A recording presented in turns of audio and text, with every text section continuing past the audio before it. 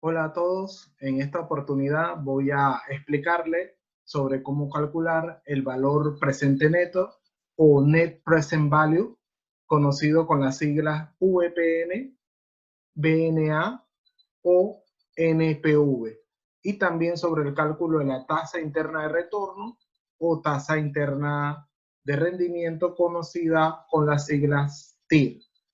Soy el profesor Enrique Banista Escobar.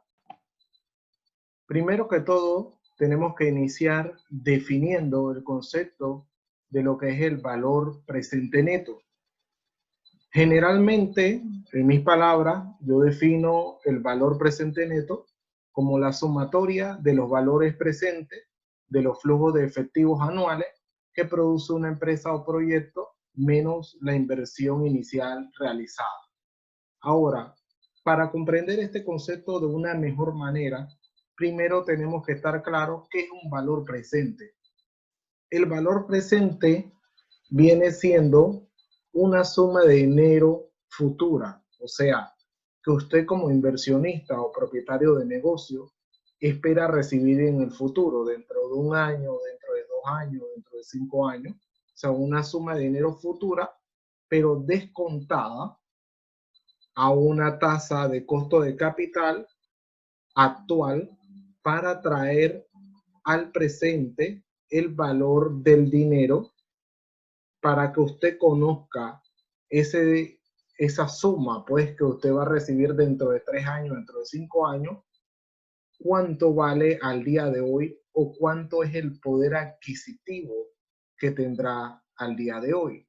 Por ejemplo, si usted dentro de 5 años va a recibir $60,000, puede que si usted lo descuenta a una tasa del 10%, por ejemplo, usted encuentre que el valor presente de esa suma de dinero sea, por ejemplo, de $38,000, lo cual significa que en 5 años quizás usted tendrá en su cuenta $60,000, pero que el poder de compra de esos $60,000 serían similares a $38,000 del día de hoy.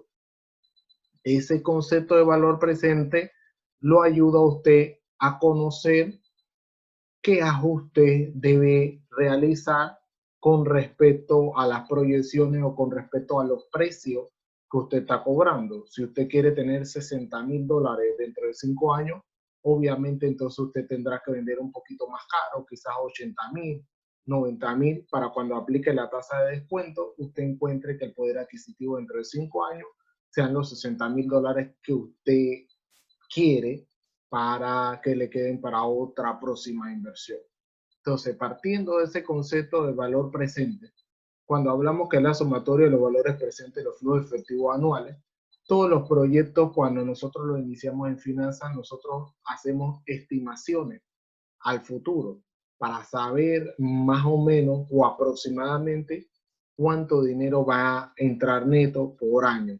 O sea, hacemos proyecciones de entradas de efectivo, proyecciones de salida de efectivo.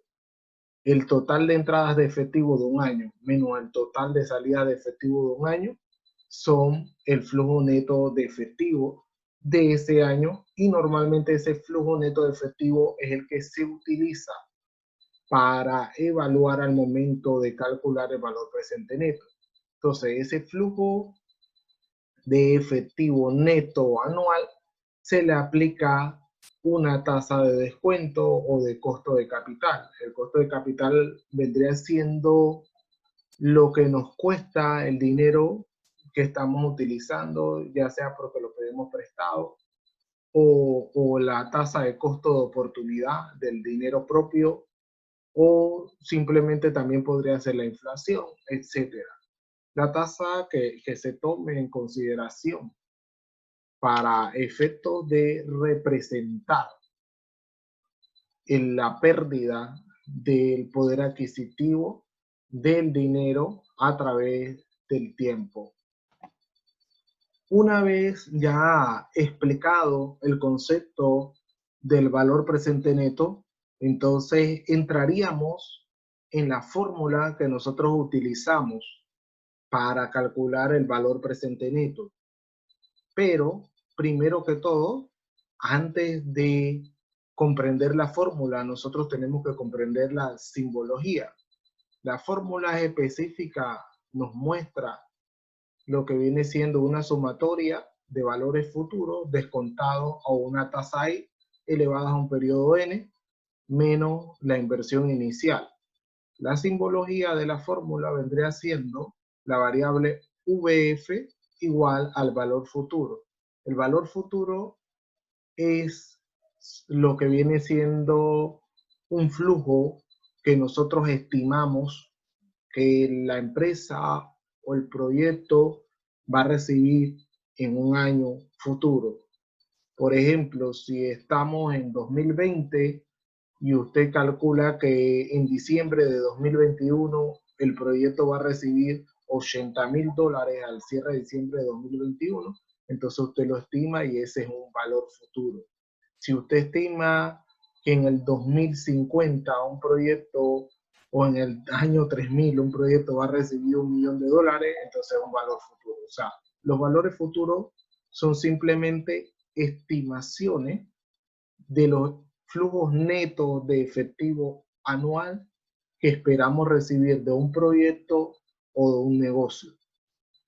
La I que aparece allí, I minúscula, significa tasa de interés o tasa de descuento o costo de capital, como usted lo quiere llamar, dependiendo si usted lee alguna bibliografía, va a aparecer según sea el caso con diferentes nombres, entre ellos los que estoy mencionando ahí. N significa periodos de tiempo. Eso lo podemos encontrar en libros de finanzas y matemáticas financieras.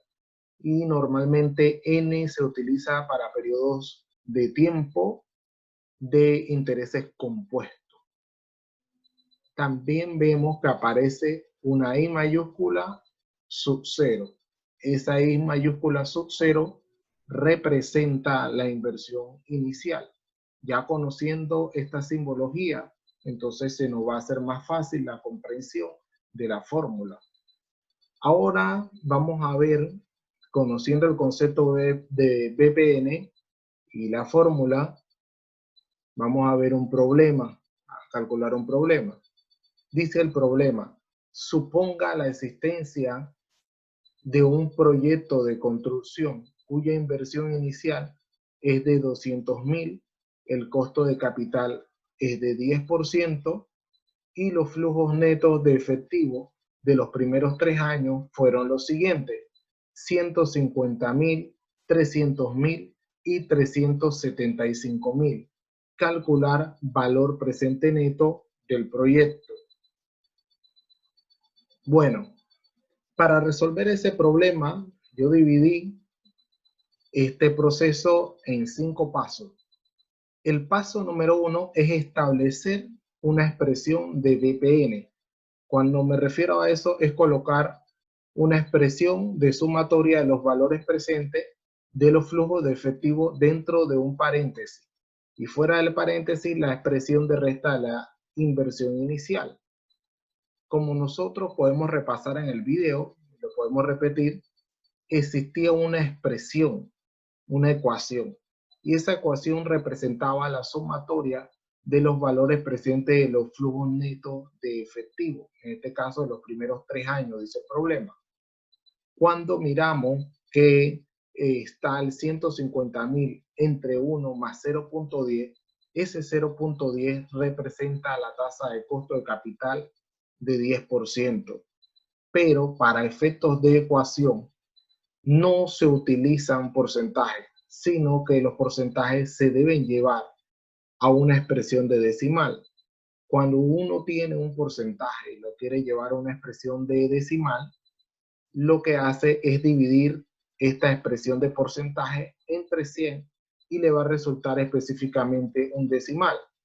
Por ejemplo, si usted tiene 65% y usted lo divide entre 100, le va a dar una expresión decimal de 0.65. Si usted tuviera 78% y lo divide entre 100, le va a dar una expresión decimal de 0.78. En este caso, este problema Nosotros teníamos una expresión de porcentaje de 10% y dividido entre 100 sería una expresión de decimal de 0.10. Y como la fórmula era el flujo o valor futuro entre 1 más y una tasa I, y esta tasa I es 0,10, por eso colocamos el 0,10 sustituyendo el valor mencionado a la variable I. También aparece una elevación a 1 y esa elevación a 1 sustituye a la variable n. Ese superíndice n representaba los periodos de tiempo. Como hablamos que son 3 años y que eran 3 flujos y que sucedieron los 3 primeros años respectivamente, entonces asignamos a cada flujo en el orden que se menciona los años. Como el primero en mencionarse fue 150.000, se supone que está tácito que se generó ese flujo el primer año. Por eso se coloca el 1 como superíndice en el denominador. Igual tenemos el flujo de 300.000, la misma operación, un superíndice en el paréntesis del denominador de 2 porque es el año 2. Y la cantidad de 375.000 está dividido por una expresión cuyo superíndice es 3 porque es el año 3.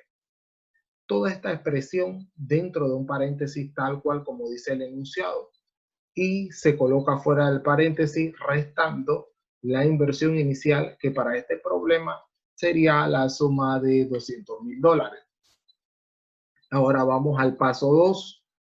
En el paso 2 dice resolver los paréntesis de los denominadores. Se resuelven elevando el contenido de cada paréntesis a su respectiva potencia. O sea, se mantiene el mismo formato. Lo único que en el paso 2, en el denominador, si ustedes ven, ya se realizó la elevación a las potencias n específicamente eran los años. Por ejemplo, el 1 más 0.10 se elevó a la 1 porque era el primer año y quedó en 1.10. Lo que viene siendo en los $300.000, también el 1 más el 0.10 se elevó a la potencia 2 porque era el segundo año y quedó en 1.21. Y en la fracción donde aparece 375.000, entonces se elevó el 1 más 0.10 a la tercera potencia porque pertenece ese flujo al año 3 y quedó resuelto en 1.331. Todo igual, solamente cambiaron los denominadores porque se resolvieron los paréntesis. Ese es el paso número 2. El paso número 3 vendría siendo calcular los valores presentes. Dice que hay que calcular los valores presentes de todos los flujos netos de efectivo, dividiendo los numeradores entre los denominadores resultantes de la operación anterior. Recuerde que la operación anterior o en el paso 2 habían unos denominadores 1.10, 1.21, 1.331. En este caso, el 1.10 divide a los 150.000, el 1.21 divide a los 300.000 y el 1.331 divide a los 375.000. Una vez realizada esa división, en el paso 3 aparecen los resultados. Y si se fijan, se elimina la fracción, porque recuerden que matemáticamente una fracción no es más que una división expresada de otra forma. Entonces ya ahí se resolvió la fracción y tenemos 3 flujos de 3 años diferentes en una sumatoria dentro de un paréntesis que fuera de ese paréntesis hay una resta de 200.000 que es la inversión inicial. Ahora vamos al paso 4. Dice sumar los valores presentes. Sume todos los valores presentes obtenidos en el paso anterior. En el paso número 3, la sumatoria que veíamos eran los valores presentes de todos los flujos futuros evaluados. Luego esos valores presentes, como estaban dentro de un paréntesis, se realizó su sumatoria y dieron 660.040,57 y estos quedarían restándose con los 200.000 de inversión inicial. Y finalmente, en el paso número 5, sería restar la inversión inicial de la sumatoria de los valores presentes de los flujos efectivos.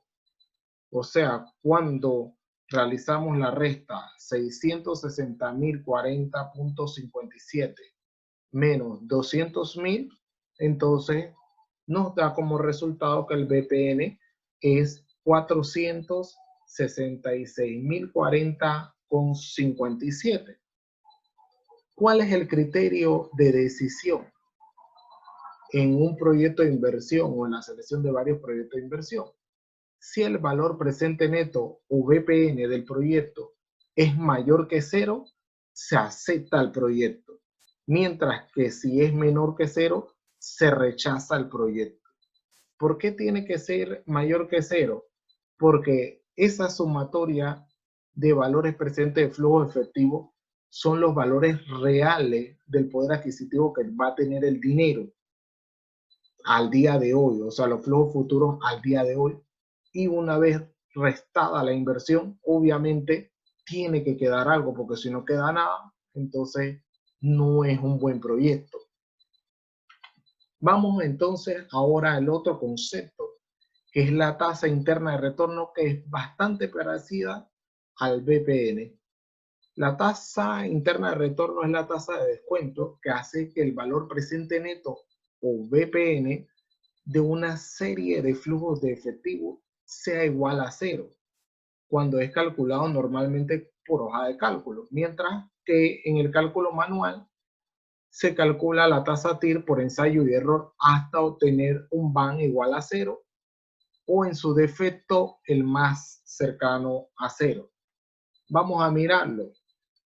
La fórmula de la tasa interna de retorno o TIR tiene una simbología bastante parecida a la que vimos anteriormente. UF valor futuro, TIR es la tasa de descuento que hace que el BPN sea 0 en el periodo y su 0 la inversión inicial, y obviamente la I minúscula que falta allí en la simbología es la que significa una tasa de interés. Aquí vemos la fórmula de la TIR. La TIR aparece como una sumatoria de valores futuros dividido entre una tasa X elevada a un periodo X igual a la inversión inicial. O sea que para que el BPN de 0, obviamente, el valor presente neto o la sumatoria de valores presentes tiene que ser igual a la inversión inicial.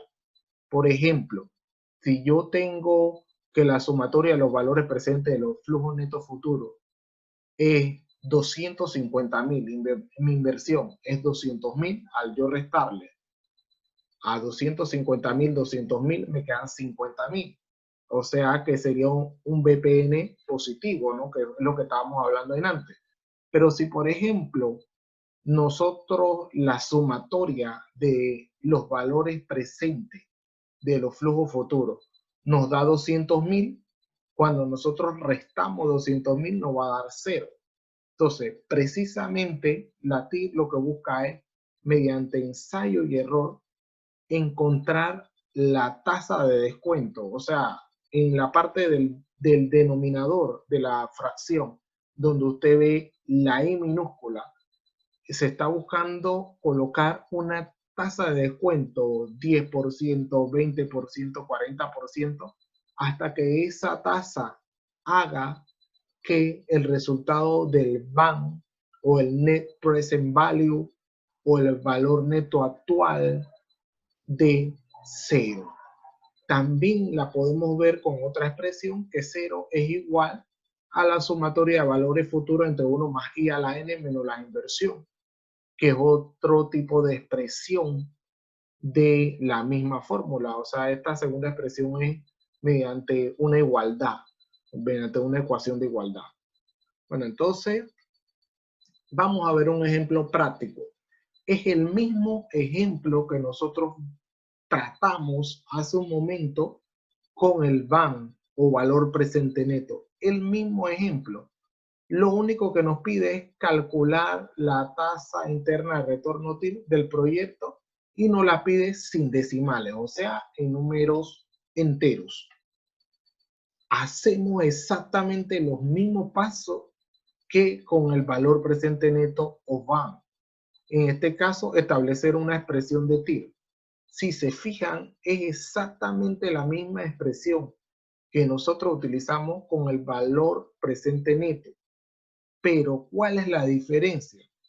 La tasa de descuento. Si usted se fija en el valor presente neto, la tasa de descuento era la establecida en el problema como costo de capital, que era 10%. No obstante, en este paso 1, usted puede apreciar de que no se menciona ningún tipo de costo de capital al 10%, sino que aparece 0,98 en el denominador, o sea, 98%.